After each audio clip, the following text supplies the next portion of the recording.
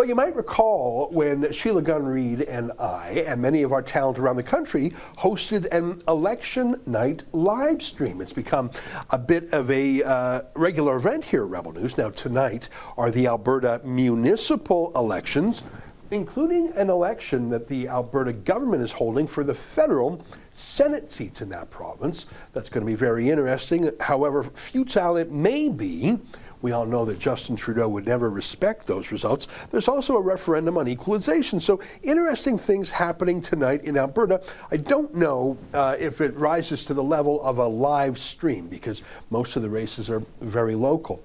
But when we did our election night live stream a couple months ago, a lot of people tuned in. In fact, we were just we were not far off of CBC's own viewership. So many people tuned in to watch us.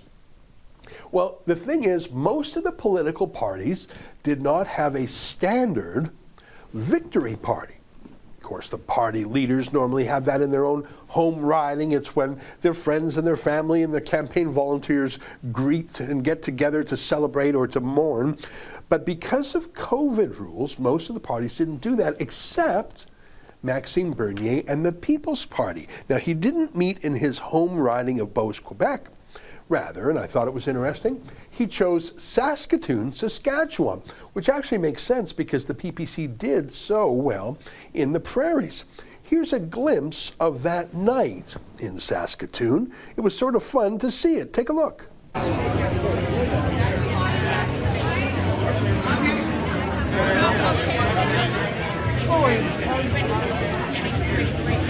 While the PPC was enjoying their election night, and while viewers around the country were tuning in, the police were getting complaints, so they say, from members of the public that people at that Maxime Bernier PPC event were not wearing masks. And my God, I can't think of a more capital offense than that. And so, more than a month later, look at this tweet from the Saskatoon Police Department. They had been scouring the internet for pictures, trying to find out who was there that wasn't wearing a mask. And they actually put out a call to the public to help identify these masked criminals. Normally, criminals are masked, but for the Saskatoon police, they were unmasked. They called for help. They put up a list of 15 people. Now, they've since found some of them and taken them down, but I think they might be putting up others. They boasted that they've spent more than 100 hours on this case. And curiously, they say that these people have violated the law. Now, normally police don't make that determination. Normally that's for the judges to do. The police make an accusation in court, and then it's argued about in a trial, and then only then does the judge determine whether or not the law has been violated and these are criminals. For some reason, the Saskatoon police wanted to put it in a different order. They announced in advance that these people were guilty before they even found out if they had a mask exemption, if they were perhaps eating or drinking, if they were compliant in some way. Joining us now to talk about this is the newest Rebel reporter, our friend Kelly Lamb, who joins us now via Skype. Kelly, I love the videos you're doing for us from Saskatchewan.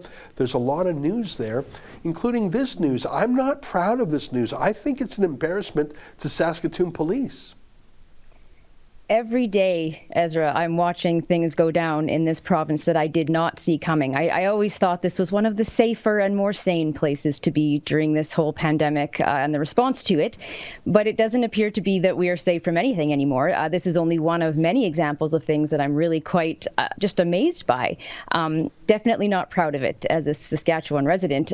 This is sort of an example, I think, of there's a lot of hypocrisy, we'll put it that way. We've seen examples across the country and across the world of hypocrisy with all kinds of politicians and bureaucrats. Those making the most fear-based policies are showing that they're not too afraid or they don't worry too much about the repercussions because there really aren't any. Nobody's losing an income. Nobody's getting in any trouble. Things just move on. They get a slap on the wrist. Some people yell at them on Twitter and they move along. Meanwhile, certain political parties, certain people, it almost seems are just being watched so carefully, as though maybe they're making an example of them. But maybe I'm surmising this here, but it's what it seems like. This feels very punitive, and I want to give you an example. Here is a video that the Conservative Party of Canada uploaded to the internet on their own. They were proud of it. This is a rally in Saskatoon during the election. No masks, not a mask in sight. And by the way, I think that's great. I think that's fine. We don't see the Saskatoon police calling for help us identify these people, only for the PPC. Here, take a look at this video. And it's time for a government in Ottawa that respects Western Canada. Let's get to work! Thank you, Saskatoon! So I think part of the respect for the law that ordinary people have is the assumption or the knowledge or the history that laws are applied equally, whether you're popular or unpopular, rich or poor, powerful or weak. We're all the same before the law. That's why the statue of Lady Justice is blindfolded. So she's not judging you on irrelevant criteria. But here we have a controlled experiment.